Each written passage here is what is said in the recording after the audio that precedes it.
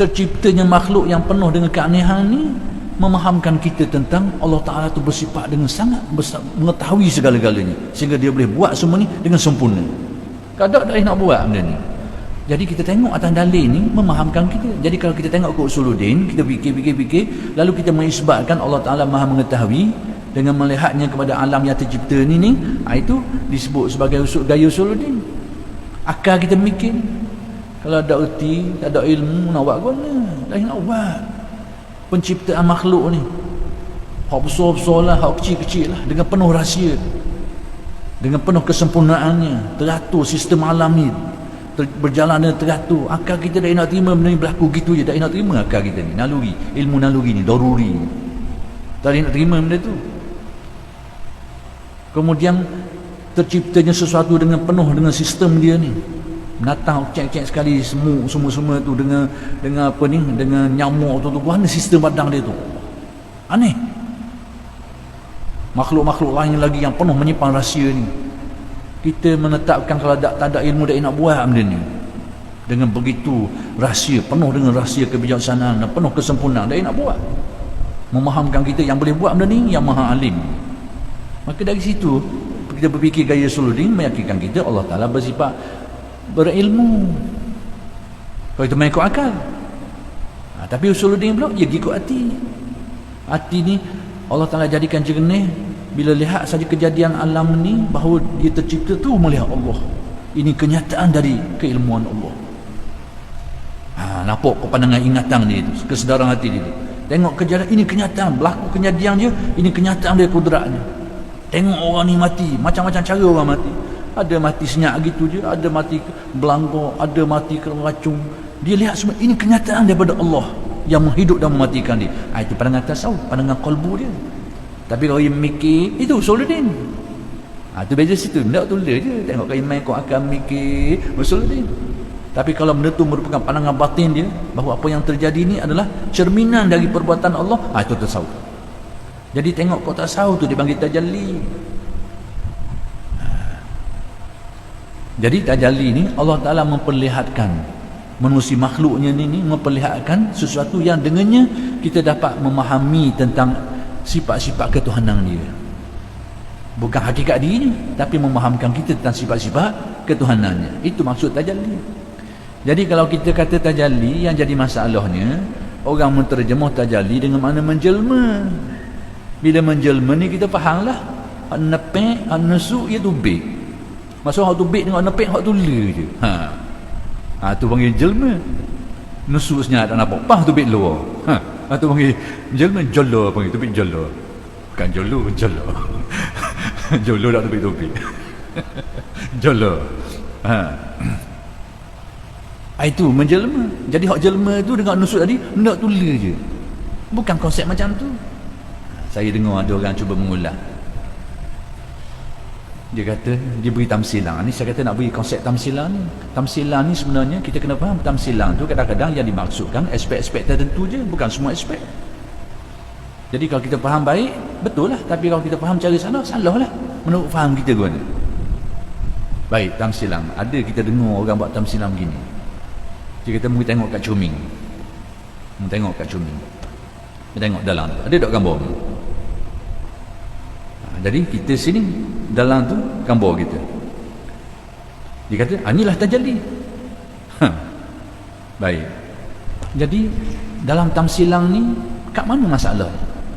Kita tengok cumi, kita tengok gambar kita dalam. Dia kata itulah tajalli tu, gambar kita duk cumi tu, itulah tajalli. Jadi aspek salah fahamnya bila dia kata kita ni sama duduk dalam cermin. Seolahnya tamsilannya alam ni lah cermin. Jadi menurut faham tafsiran yang salah ni, alam ni adalah tajalli kenyataan Tuhan. Jadi alam ni cerminan kepada Tuhan, alam semesta ni. Jadi oleh kerana dia cerminan Tuhan, maka Tuhan macam alam ni lah. Faham tak tu pula? Macam alam tu lah. Ni salah faham. Alam ni cermin dan dia cerminan Tuhan. Oleh kerana cerminan Tuhan, maka Tuhan macam alam ni. Alam ni gini, Tuhan gini lah. Akhirnya Tuhan alam ni. Tak sakit gitu. Padahal ahli tasawuf tidak bermaksud begitu. Maksud ahli tasawuf seperti yang saya fahamkan tadi, bahawa alam ini mencerminkan sesuatu yang memahamkan kita tentang sifat-sifat Allah tu. Bukan alam ni gambar bagi Tuhan. Tadi tu difaham seolah-olahnya alam ni adalah gambaran Tuhan, ginilah alam ni lah. Jadi kalau gitu Tuhan tu ada rupa lah macam rupa alam ni lah. Itu tafsiran yang salah. Jadi istilah tajalli dalam tasawuf ni bukan makna tu Allah Ta'ala menjadikan alam inilah dalam apa kejadian ini, selok-belok kejadian alam ini, itu memperlihatkan kepada kita, memahamkan kepada kita tentang sifat-sifat ketuhanan Allah. Bila kita tengok menghayati semua tu dengan pandangan batin kita, panggil tajalli. Bila kita faham semua tu dengan akal kita, itu panggil usuluddin, ta'alluq. Jadi tamsilang cermin tu memang ahli tasawuf ada buat bandingan dengan cermin. Tamsilang saja, tapi kita tu faham cara tak betul. Tengok gambar dalam tu tajalli ni dalam cermin tu. Jadi nak tahu tajalli tu duduk dalam cermin tu. Dalam cermin tu kita ni dengan tajalli serupa. Lalu ditamsikan bahawa alam ni cerminan Tuhan. Kepada kita tengok Tuhan, oleh kerana kita tengok alam gini, maka Tuhan gini lah. Berat. Tu fahaman yang berat tu. Bukan seperti itu yang dimaksudkan. Dia konsep tajalli ni tadi, kita tengok makhluk ciptaan Allah, kita tahu makhluk ni diciptakan asalnya tak ada, baru ada, maka dia menjadi cerminan. Bahasa cerminan bukan cermin, cerminan. Maka dia memahamkan kita tentang Allah Ta'ala yang maha mencipta, memahamkan kita. Kemudian kita tengok kejadian-kejadian alam yang mana nak menciptakan semua ini memerlukan kepada kekuasaan. Kalau tak ada kudrat dari nak buat alam ni, maka itu menjadi cerminan yang memahamkan kita tentang Allah Ta'ala bersifat kudrat. Jadi kalau benda tu kita faham ku akal, itu gaya usuluddin. Tapi kalau itu kita lihat dengan pandangan batin kita, tengok kepada alam, terus memahamkan kita kepada benda tu, tengok kepada alam, terus mengingatkan kita kepada Allah Ta'ala maha mengetahui. Kita tengok saja kepada alam ni, terus memahamkan kita tentang kudrat Allah, itu tajalli. Tengok kau mana, kau akal usuluddin, kau hati tasawuf tajalli, benda yang sama aja. Jadi itu konsep cerminan. Konsep cerminan ni, alam ini memahamkan kita tentang sifat-sifat kesempurnaan Allah. Bukan bererti alam ini adalah gambaran Tuhan, gambar Tuhan tu, bukan begitu.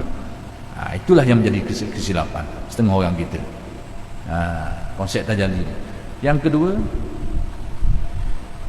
kalaulah kita kata tajalli ini sesat, berarti kita menyesatkan Al-Quran. Kerana tajalli ini, ayat tentang tajalli ini ada di dalam Al-Quran. Kalau kita kata dia sesat, maka cara tak langsung kita dah menyesatkan Al-Quran itu sendiri. Jadi hak salahnya, kat mana salahnya? Bukan salah istilah tu, konsep tu, tafsiran dan kefahaman kita tu hak salah. Kalau kita kata benda tu salah, benda tu ada dalam Al-Quran. Di mana ayatnya? Falamma tajalla rabbuhu lil jabal. Itu dia, kisah Nabi Musa. Apabila Allah Ta'ala menzahirkan, kita terjemah dengan makna menzahirkan lah, dengan makna yang muafakat dengan akidah ni, menurut faham Ahlus-Sunnah. Apabila Tuhan bertajalli menzahirkan rahsia-rahsia ketuhanan itu lil jabal, pada bukit, ja'alahu dakkan fa kharra Musa sa'iqa. Hancur dulu bukit gunungan. Nabi Musa ni terjatuh, tersungkur, pensang dia. Setengah ulama mengatakan memang bukit gunung kanan tu memang hancur sungguh, memperlihatkan tentang rahsia ketuhanan Allah, tentang kekuasaannya dan sebagainya. Dan itu menimbulkan suatu keyakinan yang kuat dalam Nabi Musa, sehingga Nabi Musa jatuh pensang, dapat menyaksikan rahsia keagungan tu. Setengahnya mengatakan bukit itu tak hancur, tapi dilihat oleh Nabi Musa hanya pada pandangan dia saja. Itu menurut tafsiran yang berbagai. Tapi yang jelasnya Allah Ta'ala memperlihatkan kejadian yang memperlihatkan tentang rahsia keagungan dia. Itulah tajalli. Bukan tunjuk gambar dia, bukan tunjuk gambar dia, tapi memahamkan kita tentang makna-makna ketuhanan dia. Itu konsep tajalli. Jadi kalau kita sesatkan tajalli, berarti kita menyesatkan Al-Quran. Jadi kalau begitu, hak sesatnya kat mana? Kefahaman kita hak sesat, kefahaman yang salah tu yang sesat. Bukan tajalli ni. Sebab tajalli ni merupakan istilah Al-Quran. Itu kita nak pergi. Baik, sekarang kita balik. Malam ni saya lekuk jauh sikit. Lagi jauh sikit. Masuk curang mana tak tahu lah malam.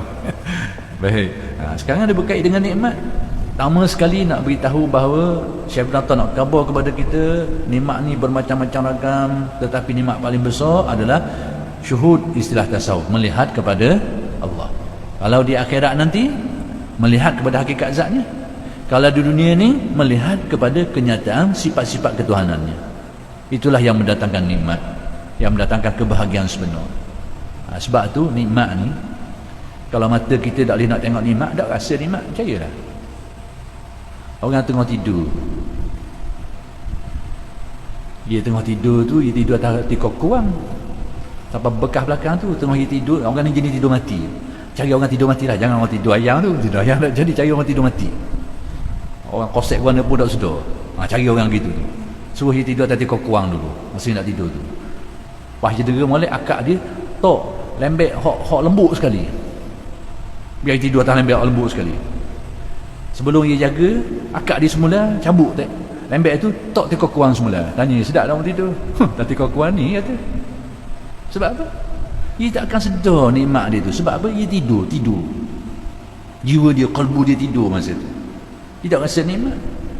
Tapi kalau dia tengah tengah sedar molek ni, tengah tak tidur ni, suruh duduk atas tikar kurang, lepas tu suruh duduk atas lembek tu, memang dia kata, oh sedap lembek ni. Memang dia sedap, sebab dia tengah jaga, tengah dia sedar.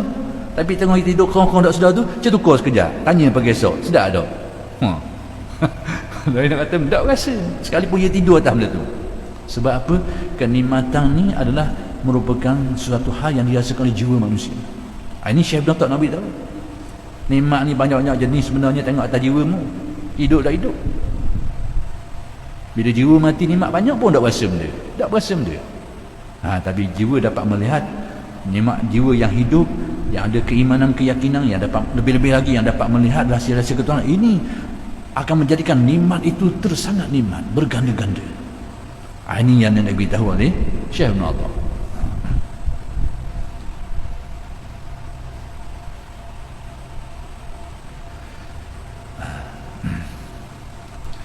Kemudian kata Syekh Ibn Atta, sama juga dengan azab.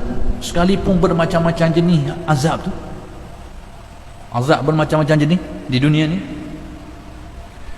tak kira lah, sakit tu sakit, ini menderita kelaparan lah, ini azab macam-macam. Tapi azab yang paling besar sekali, iaitu apabila manusia terhijab daripada Allah.